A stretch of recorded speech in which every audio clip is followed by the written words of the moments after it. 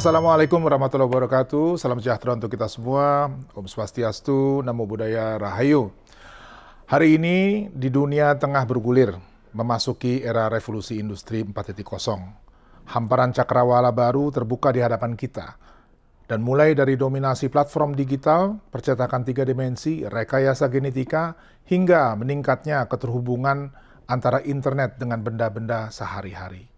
Dalam survei yang dirilis oleh Forum Ekonomi Dunia tahun 2015, ada sejumlah prediksi fantastis yang diperkirakan akan terwujud pada tahun 2025. Antara lain kemunculan kota pertama tanpa lampu lalu lintas karena semua alat transportasi dikendalikan oleh program komputer. Kemudian telepon seluler yang ditanam dalam anggota tubuh dan kemunculan juga manusia pertama dengan memori artifisial hasil suntingan. Semua ini bukan khayalan fiksi, melainkan diyakini oleh banyak sekali perusahaan teknologi yang sudah mulai bergerak ke arah sana. Maka tak keliru bila sekarang dikatakan kita sedang memasuki zaman kemajuan. Kendati begitu, kemajuan teknologi tidak otomatis berarti kemajuan hidup manusia. Hari ini kita sudah saksikan bagaimana perkembangan teknologi digital dan media sosial mengubah pola hubungan sosial yang paling sehari-hari. Keanekaragaman sumber informasi yang lalu lalang di dunia maya juga bukannya menghasilkan sikap apresiatif terhadap keragaman budaya, melainkan malah membuat sebagian orang semakin paranoid terhadap hal yang berbeda.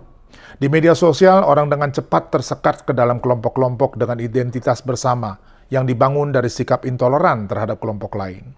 Hiruk-pikuknya komunikasi antar manusia di era digital ini justru membuat sebagian orang sulit berkomunikasi dengan orang yang berbeda pandangan. Kemajuan teknologi komunikasi dengan begitu malah menghasilkan kemunduran mutu komunikasi antar manusia. Ungkapan yang paling populer sekarang inilah alone together. Kita bersama-sama di dalam satu platform tapi sebetulnya sendiri-sendiri. Ya, itulah gambaran situasi sosial kita di era digital ini. Kemunduran mutu kehidupan sosial di zaman kemajuan ini terjadi antara lain karena kita kehilangan akses pada kebudayaan tradisi. Kita diombang-ambing oleh angin informasi dan desas-desus hingga kebingungan menentukan sikap di tengah situasi modern karena suara-suara tradisi tak lagi berbunyi di hati kita. Tak ada lagi suara yang berbisik di dalam hati dan menjadi pandunya kehidupan kita. Dan dengan lenyapnya suara-suara tradisi itu, lenyap pula kepribadian kita. Akibatnya, kepribadian kita menjadi apa saja yang kita konsumsi dari media sosial. Lenyapnya kemawasan akan akar tradisi membuat kita lebih rentan dipengaruhi oleh paham-paham intoleran yang seolah-olah menawarkan pegangan yang pasti dan hitam putih. Permasalahannya bukan bahwa kemajuan teknologi itu buruk, melainkan bahwa berbagai aspek teknologi modern itu tidak diberdayakan untuk memperkaya kehidupan kebudayaan kita. Karena kita memaknai teknologi modern itu sebagai barang jadi yang tinggal dipakai, maka kita terus-menerus menjadi konsumen dan bukan menjadi pencipta teknologi. Untuk menjadi pencipta teknologi baru, kita mesti berangkat dari modal kebudayaan kita sendiri. Dengan keanekaragaman budaya yang sangat kaya, Indonesia sejatinya bisa menjadi yang terdepan di era revolusi industri 4.0 ini. Agar itu terjadi, kita mesti berpikiran terbuka, terjun mengolah kekayaan budaya tradisi, dan berani memperkaya keragamannya melalui interaksi kreatif dengan berbagai aspek sains, teknologi, dan budaya modern. Atas dasar keyakinan itulah Kementerian Pendidikan dan Kebudayaan menyelenggarakan Kemah Budaya Kaum Muda. Kegiatan ini dirancang sebagai platform tempat berkumpulnya generasi muda dengan inisiatif-inisiatif terbaik untuk memajukan kebudayaan lewat berbagai eksperimentasi di bidang STEAM atau sains, teknologi, rekayasa, seni, dan matematika. Kita sama-sama menyadari bahwa modernitas dan tradisi mesti duduk bersama di satu platform untuk menghasilkan sintesis budaya baru.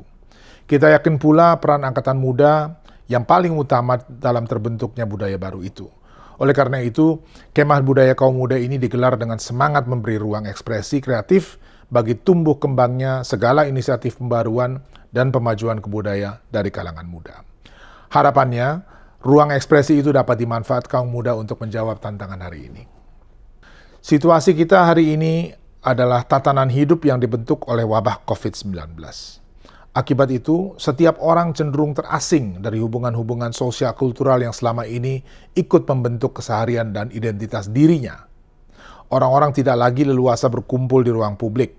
Pada saat yang sama terjadi peningkatan konsumsi konten budaya dalam wahana sosial media maupun televisi. Peningkatan ini terjadi karena dalam rangka penjarakan fisik, orang memiliki kebutuhan untuk mengisi waktu luang yang kini begitu luas. Waktu luang itu digunakan oleh banyak anggota masyarakat dengan menonton film, mendengar musik, atau mengkonsumsi sajian budaya lainnya.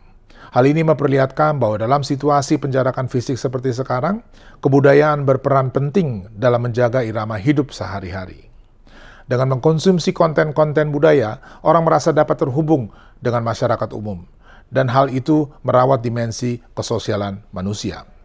Kemah Budaya Kaum Muda menjadi kesempatan yang tepat untuk menjawab tantangan pandemi dengan memberdayakan aneka ekspresi budaya serta pencapaian sains dan teknologi.